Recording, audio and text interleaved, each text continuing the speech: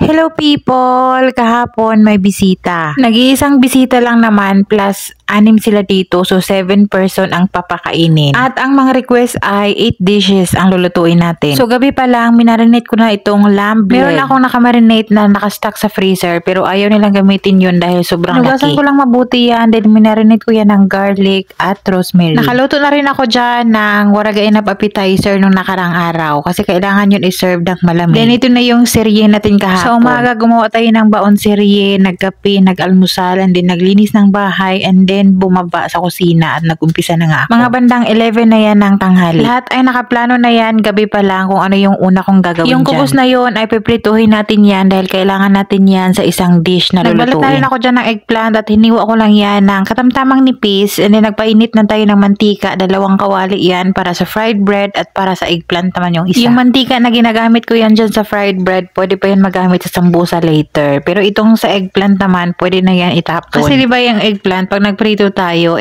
madark na yung mantika. At para isang initan na lang ng mantika, isang galawan na lang, nagprito na ako dyan ng almond nuts pagkatapos ating nagprito ng eggplant. Dalawang batch tayo ng almond nuts dahil kailangan natin ng marami. At ito naman sinunod ko ang pine nuts or snowbird nuts ang tawag nila dito. Itong pine nuts na to, pangalawa to sa spices all over the world na pinakamahal. Yung price na yun na pinakita ko sa inyo, 68.75 real, times nyo lang sa 15.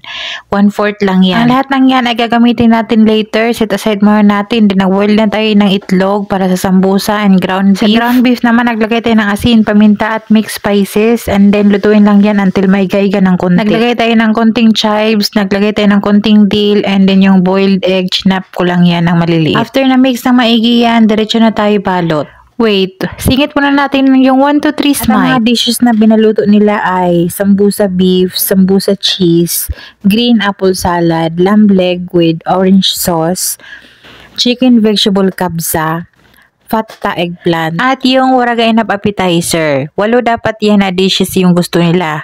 Buti na lang na-cancel yung isa. After nabalot yung beef sambusa, tinakpan ko lang yun ng tela yung tray para hindi siya mag-dry, and then nilagay ko sa fridge.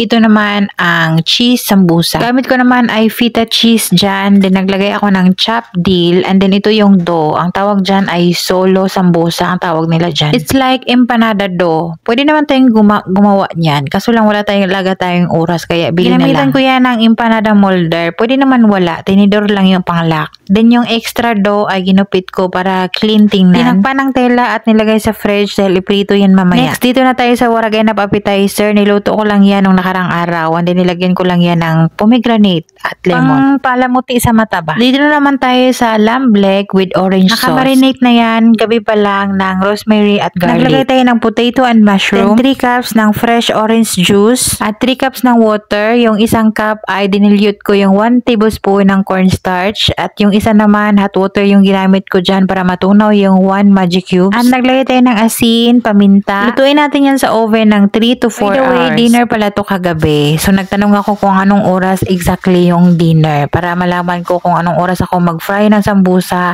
at anong oras ko ilagay sa oven yung lamb leg kasi lulutuin yan ng 4 hours or 3 hours. Ito naman, sauce to ng eggplant fatta. Gumamit ako dyan ng 4 cups ng yogurt, asin, garlic, at konting lemon, and then i-mix lang yan until mag-creamy na yung yogurt. Nilagay ko muna yan sa fridge dahil mamaya pa naman natin i-assemble yan. Si amo pala yung mag-assemble yan, sabi niya siya na lang daw yung mag-assemble. Ito naman, karugtong pa rin to ng eggplant fatta. Naglagay tayo ng tomato paste, asin, paminta, chicken magic cubes. Lutuin natin yon until mag-thick. Pag okay na yung lasa at thickness, ilagay na natin yung fried eggplant. Then mamaya bago i-assemble, initin na lang yun. Ito na tayo sa green apple salad. Gumamit tayo dyan ng red shla or porcelain leaves or alosiman. Then naglagay tayo ng corn, naglagay tayo ng dill, tapos naglagay tayo ng cucumber. Ito naman green apple, babalatan, then hiwain natin yan ng small cubes, and then ibabad muna natin yan ng tubig na may asin. Mamaya natin yan ihalo doon pag bago na iserve. Kailangan muna natin yan ibabad sa tubig na may asin para hindi siya mag-brown. For the sauce naman, olive oil, lemon, and asin. That's it. Then lahat ng yon isalbak muna natin yan sa fridge. At dito na tayo sa ating chicken vegetable kabsa. Kabsa pa din to sa mga magtataka pero meron lang siyang gulay. Gumamit tayo ng pumpkin, carrots, at baby zucchini or kusa. Halfway naman ng cooking time ng ating lamb leg with orange sauce ay tiningnan ko muna, chinek ko na baka masunog or kulang yung lasa.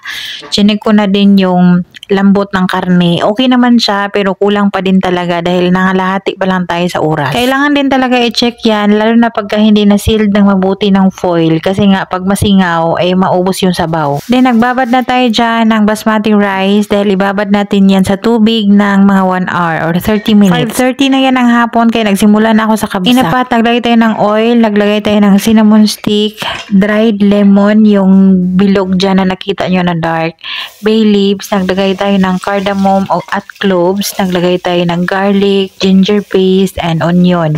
Igisa natin mabuti yan, then naglagay na tayo ng kamatis, mga 2 kamatis yung ginayat ko dyan, and then lutuin natin yan ng maigi. Naglagay tayo ng tomato paste, mga 3 tablespoon yung nilagay ko, and then naglagay tayo ng 1 tablespoon ng kabsa powder, depende sa kadami ng rice nyo, pag kunti lang iles nyo yung kabsa powder, and then naglagay na tayo ng 4 cuts ng chicken. Hindi ko tinanggal yung balat ng manok dahil hahanguin natin yan later at ilagay muna natin yan sa oven at i-broil lang saglit.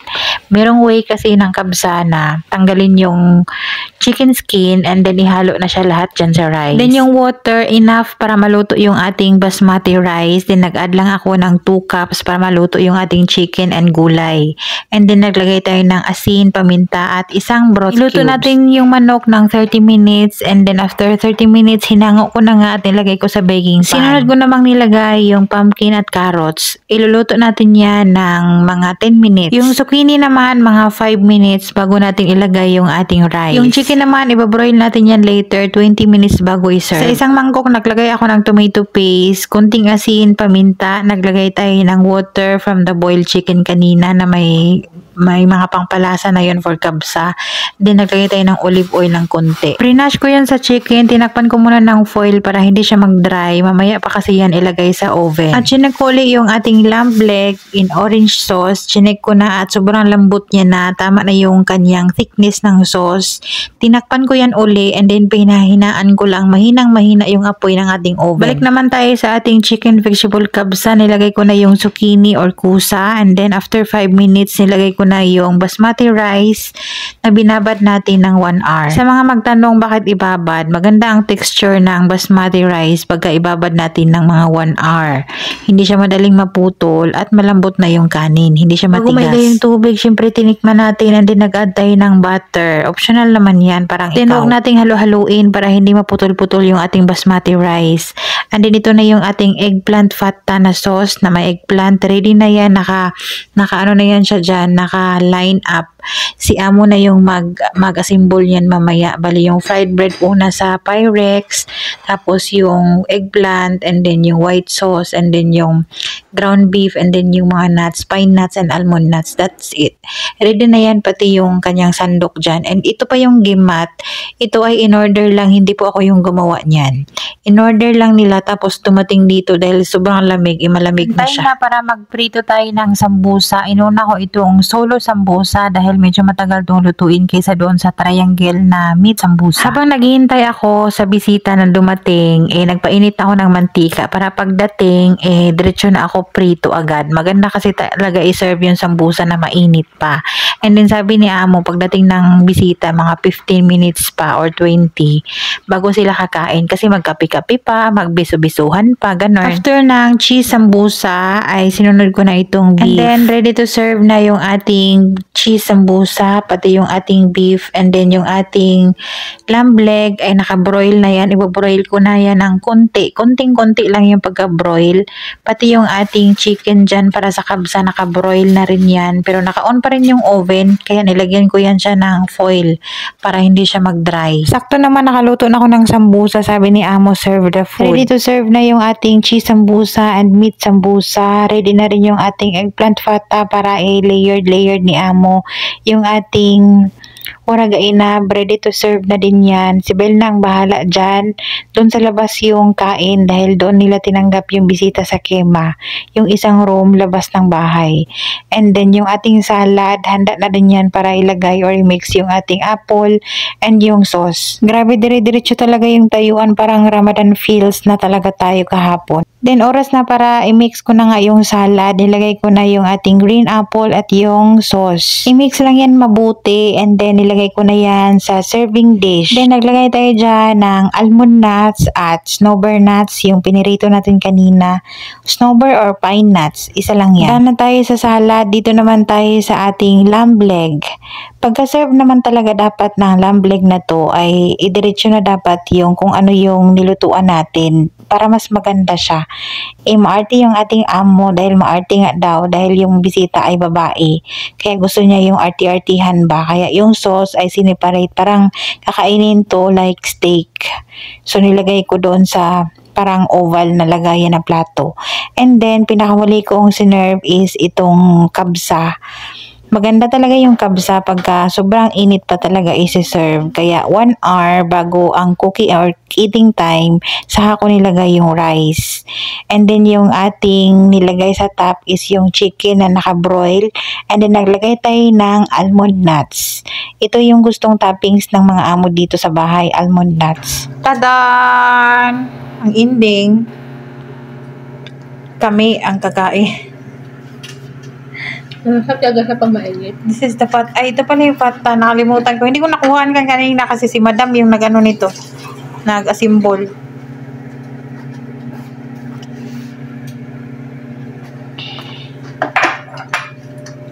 Yung kabsa natin. And the salad. Yun tayo. Mamaya na yung iba. Yun tayong salad. Chicken kabsa. And ang tagal nila doon pero crispy pa rin yung ating sambusa. Nakasama siya.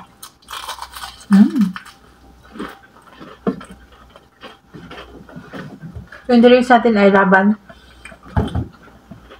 Para may laban tayo.